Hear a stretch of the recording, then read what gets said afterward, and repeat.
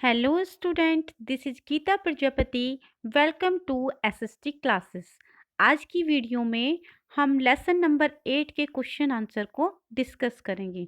जो हमारा lesson number 8 है वह है महिलाएं, जाति एवं सुधार. तो देखते हैं इसके प्रश्न उत्तर को. सबसे पहले दिया हुआ है, निम्न लोगों में से सामाजिक विचारों का समर्थन और प्रसार किया. यानी कि ये नेम दिए हैं राजा राम मोहन राय, दयानंद सरस्वती, पेरियार, ईश्वरचंद विद्यासागर आदि. तो इसमें हमें बताना है कि इन्होंने किसका प्रसार किया है. तो इसमें देखते हैं, जो राजा राम मोहन राय हैं इन्होंने ब्रह्म समाज की स्थापना की तथा सती प्रथा का अंत किया. देन नेक्स्ट है दयानंद सरस्वती, आर्य समाज की स्थापना की, विधवा विवाह का इन्होंने समर्थन किया. देन नेक्स्ट है वीरेशलिंगम पंतलु, तो इन्होंने विधवा पुनर्विवाह को बढ़ावा दिया. देन नेक्स्ट ज्योतिराव फूले, सत्य शोधक समाज संगठन, जाति आधारित समाज की आलोचना. यह कार्य ज्योतिराव फूले ने किया. पंडिता रमाबाई, महिला अधिकार, विधवा गृह की स्थापना इन्होंने पूना में की.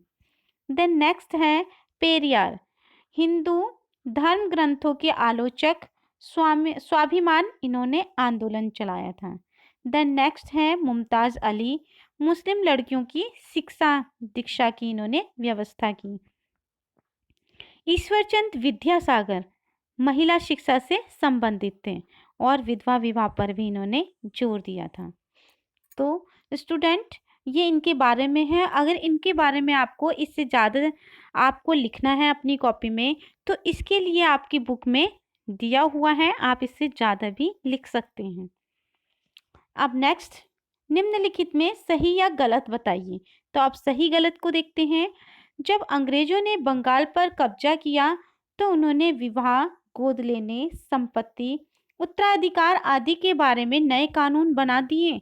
तो यह बिल्कुल सही है.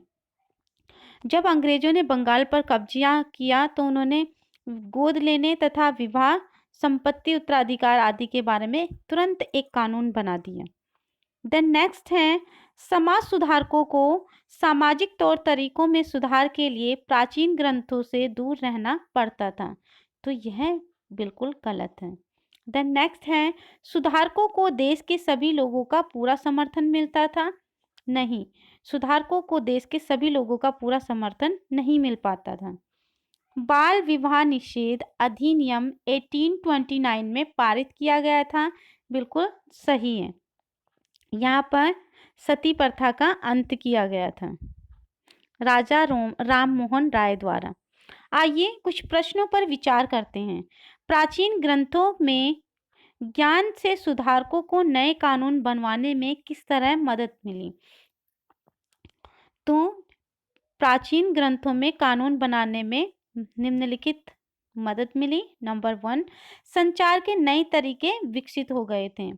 नंबर 2, पहली बार किताबें, अखबार, पत्रिकाएं, पर्चे और पुस्तिकाएं छप रही थी. ये चीज़ें पुराने साधनों के मुकाबले सस्ती थी, इसलिए ज़्यादा लोगों की पहुंच में भी थी. नंबर 3, नए शहरों में हर प्रकार के सामाजिक, राजनीतिक, आर्थिक और धार्मिक मुद्दाओं पर चर्चाएं आम जनता तक पहुंची. देन नेक्स्ट क्वेश्चन है हमारा, लड़कियों को स्कूल न भेजने के पीछे लोगों के पास कौन से कारण थे. तो इसके निम्नलिखित कारण थे.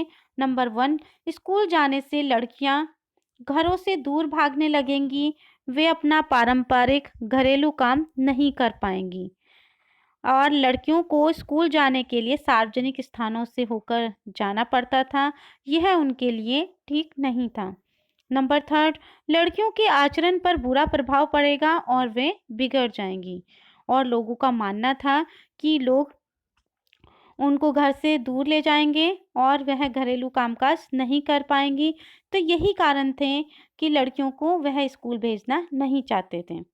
नेक्स्ट क्वेश्चन है हमारा, ईसाई प्रचारकों की बहुत सारे लोग क्यों आलोचना करते थे. क्या कुछ लोगों ने उनका समर्थन भी किया होगा. यदि हाँ, तो किस प्रकार और कौन से कारण हैं. तो आलोचना के कारण नंबर फर्स्ट, भारतीय संस्कृति को नष्ट कर पाश्चात्य संस्कृति को भारतीयों पर लाद देंगे। नंबर सेकंड पॉइंट, जनजातीय समूह तथा निम्न जाति के लोगों का धर्म परिवर्तन कर देंगे। और समर्थन के कारण ये स्त्री शिक्षा तथा पुरुषों में समानता के अधिकार के पक्षधर थे, क्योंकि ये चाहते थे कि स्त्रियां भी पढ़े लिखें और सभी लोगों को समान अवसर प्राप्त हो सकें। और नंबर सेकंड, जनजातीय लोगों तथा निम्न जाति के लोगों के लिए इन्होंने स्कूल की स्थापना की थी। देन नेक्स्ट क्वेश्चन है हमारा, अंग्रेजों के काल में ऐसे लोगों के लिए कौन से नए अवसर पैदा हुए जो निम्न मानी जाने वाली जातियों से संबंधित थे। तो यहाँ पर देखते हैं नए अवसर। 19वीं सदी में ईसाई प्रचारक आदिवासी समुदाय और निचली जातियों के बच्चों के लिए स्कूल खोलने लगे थे। शहरों में रोजगार के नए नए अवसर सामने आ रहे थे, जैसे मकान, पार्क, सड़कें, नालियां, बाग, मिलें, रेलवे लाइन, स्टेशन आदि के निर्माण के लिए मजदूरों की आवश्यकता थी। तो इन कामों के लिए शहर जाने वालों में से बहुत सारे निम्न जातियों के लोग थे। देन नेक्स्ट है, बहुत सारे लोग असम, मॉरिशस, त्रिनिदाद और इंडोनेशिया आदि स्थानों पर बागानों में काम करने के लिए भी जा रहे थे। तो इस कारण से यह सभी सोचते थे कि अंग्रेजों के काल में निम्न जाति वाले लोगों के लिए भी काफ़ी अवसर प्राप्त हुए हैं। देन नेक्स्ट क्वेश्चन है, ज्योतिराव और अन्य सुधारकों ने समाज में जातीय असमानताओं की आलोचना को किस तरह सही ठहराया। तो इसके उत्तर को देखते हैं। आलोचनाओं को उचित बताना, इसके रीजन को। फर्स्ट रीजन, ज्योतिराव फूले ने ब्राह्मणों की इस बात को गलत ठहराया कि आर्य होने के कारण वे अन्य लोगों से श्रेष्ठ हैं, और फूले का तर्क था कि आर्य उपमहाद्वीप के बाहर से आए थे।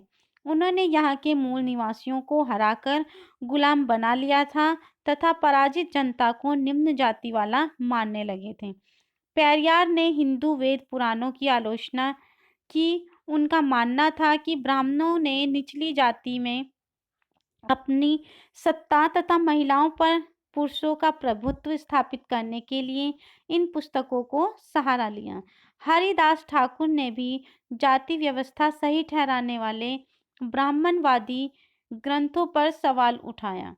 और नंबर फोर्थ, अंबेडकर ने भी मंदिर प्रवेश आंदोलन के द्वारा समकालीन समाज में उच्च जातीय संरचना पर सवाल उठाए, और वह इस आंदोलन के द्वारा पूरे देश को दिखाना चाहते थे कि समाज में जातीय पूर्वाग्रह की जकड़ कितनी मजबूत है।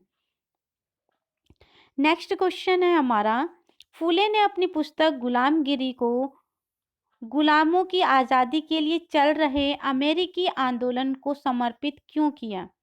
तो इसके निम्नलिखित कारण हैं। नंबर फर्स्ट, 1873 में फूले ने गुलामगिरी गुलामी नामक पुस्तक लिखी। नंबर सेकंड, फूले ने पुस्तक लिखने से 10 वर्ष पूर्व अमेरिका में गृह युद्ध के फलस्वरूप दास प्रथा का अंत हो चुका था। तो यहाँ पर भी उन्होंने सोचा कि जो जाति प्रथा है यहाँ पर उसका भी अंत हो। नंबर थर्ड, फूले ने भारत की निम्न जातियों और अमेरिका के काले गुलाम की दुर्दशा को एक दूसरे से जोड़कर देखा। इसलिए फूले ने अपनी पुस्तक को उन सभी अमेरिकियों को समर्पित किया जिन्होंने गुलामों की मुक्ति दिलाने के लिए संघर्ष किया था। देन नेक्स्ट क्वेश्चन, मंदिर प्रवेश आंदोलन के जरिए अंबेडकर क्या हासिल करना चाहते थे। तो मंदिर आंदोलन के जरिए अंबेडकर ने क्या क्या हासिल करना चाहते थे, इसके निम्नलिखित कारण है। फर्स्ट, अंबेडकर एक महार परिवार में पैदा हुए थे, इसलिए उन्होंने बचपन से ही जातीय भेदभाव और पूर्वाग्रह को नज़दीकी से देखा था। सेकंड, समकालीन समाज में उच्च जातीय सत्ता संरचना के कारण निम्न जातियों के साथ असमानता, बुरा व्यवहार तथा भेदभाव हो रहा था। और थर्ड पॉइंट, 1927 में 1935 के बीच अंबेडकर ने मंदिर प्रवेश के लिए 3 मंदिर प्रवेश आंदोलन चलाए। और नंबर फोर्थ, जिसके माध्यम से वह देश को दिखाना चाहते थे कि समाज में जातीय पूर्वाग्रहों की जकड़ कितनी मजबूत है, लेकिन लगातार विरोध करने पर इसको कमजोर किया जा सकता है। नेक्स्ट क्वेश्चन को देखते हैं। ज्योतिराव फूले और रामास्वामी नायकर राष्ट्रीय आंदोलन की आलोचना क्यों करते थे? क्या उनकी आलोचना से राष्ट्रीय संघर्ष में किसी तरह की मदद मिली? तो इसके निम्नलिखित कारण थे। फर्स्ट, फूले ने जाति व्यवस्था की अपनी आलोचना को सभी प्रकार की गैर बराबरी से जोड़ दिया। वह उच्च जाति, महिलाओं की दुर्दशा, मजदूरों की मुसीबतों और निम्न जातियों के अपमानपूर्ण हालात के बारे में गहरे तौर पर चिंतित थे। नंबर सेकंड, पेरियार की दलीलों और आंदोलन से उच्च जाति राष्ट्रवादी आंदोलन के बीच कुछ आत्ममंथन और आत्मालोचना की प्रक्रिया शुरू हुई।